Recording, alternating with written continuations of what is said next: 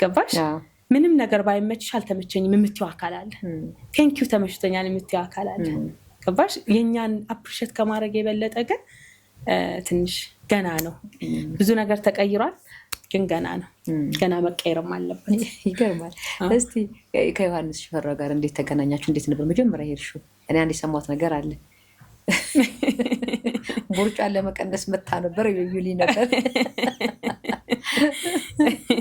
የሚገርምሽ ነገር ዮሐንስ ሽፈራውን በላይቭ ነበር መጀመሪያ አገኘሁት። በላይቭ ነበር ያገኘሁት። ላይቭ ላይ አጋጣሚ እሱ ቤት መግባት ከባድ ነው ታውቂያለሽ።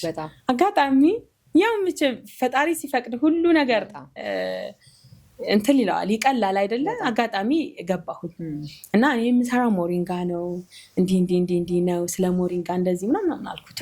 ሞሪንጋ ብዙ አይነት አለ፣ 2 አይነት አለው፣ ግንዱ ጥቁርና ግንዱ ነጭ ምናምን። በጣም ፖዘቲቭ የሆነ ሰው ነው።